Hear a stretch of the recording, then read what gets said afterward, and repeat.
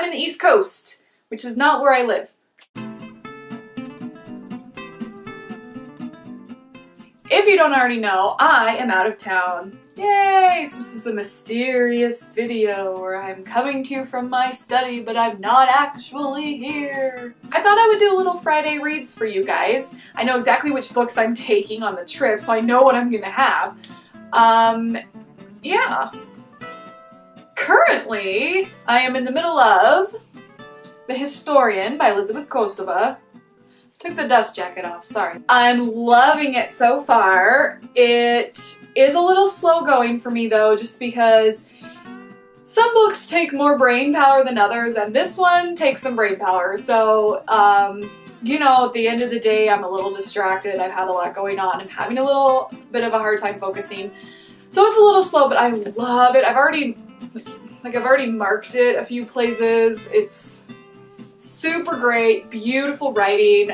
The story's really interesting. It's not what I expected at all. We're kind of getting bits and pieces of this story of investigating Vlad the Impaler from 3 different people so far. It's really cool because it's kind of jumping from character to character in a way that isn't done very often. So, or ever. I think this is the first time I've read it done this way, and it's really cool and I'm really liking it. A few days ago I also started What Lies Beneath by Richard Denny. You may know him from Books and Bullshit, although I think he's going to be changing his channel name, so that may be relevant information in a few months. I've been dying to start it, but I was trying to wait until the trip because it's an ebook and I like to read those on the trips because they weigh less in my suitcase.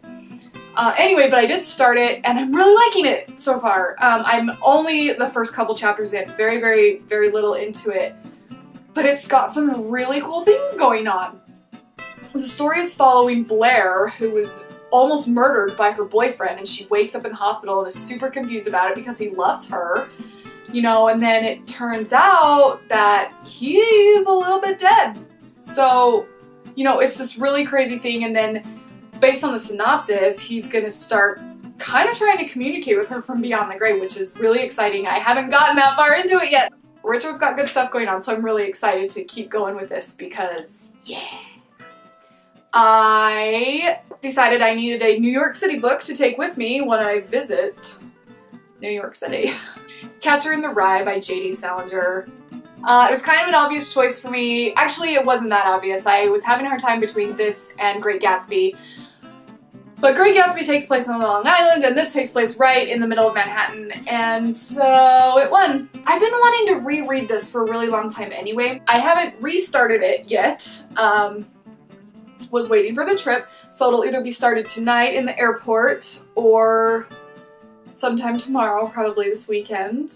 Very excited because we head to New York next week, so I'm hoping to be really in the middle of it when I'm literally in the middle of New York City. Great themes, great ideas, great narrative. It deals with some deep stuff, but it's super great. Very excited to read it again. Especially since I'm maybe visiting the pond in Central Park that he talks about, so I might literally sit there and read that.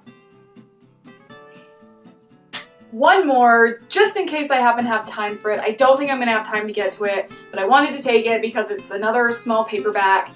And just in case, because, you know, if you don't take enough books, you'll need them. If you take a ton, then you will only need one. But anyway, so I'm taking it anyway. Star Wars: Heir to the Empire. You probably saw this on my current TBR. I've wanted to get into it for a long time.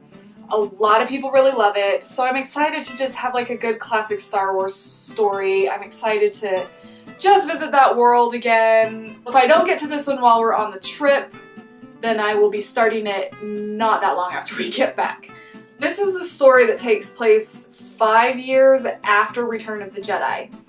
So it kind of is following along with The Force Awakens, I believe. I could be wrong. I've never read it. I'm going into it pretty blind, which I want to do. I don't want to go into it with a bunch of expectations because they're just never met. You know, when you have some really high expectations, it's always scary because you're more likely to be unpleasantly surprised than pleasantly surprised. So we are just trusting the fans that have told me to read this, and we're going into it. We're going into a blind. We can do this. It's fine. It's fine.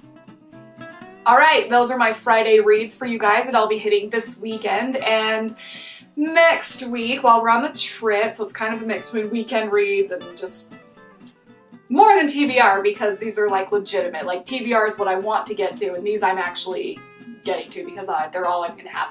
So I'm excited. Quick announcement before I sign off.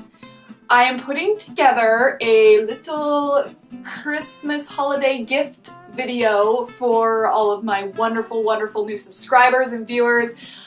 Everyone in the booktube community has been so incredibly welcoming to me. Like, it is the nicest, coolest, warmest thing that just gives me these warm, fuzzy tingles everywhere that I love so much. So just as a thank you, I am gonna put together a little video gift for you guys. It's gonna be funny. I think it's gonna be funny. So be watching for that in the next week or so. It's being edited. Probably right this moment. Okay guys, I'm out of here. Thumbs up the video, subscribe, please and thank you.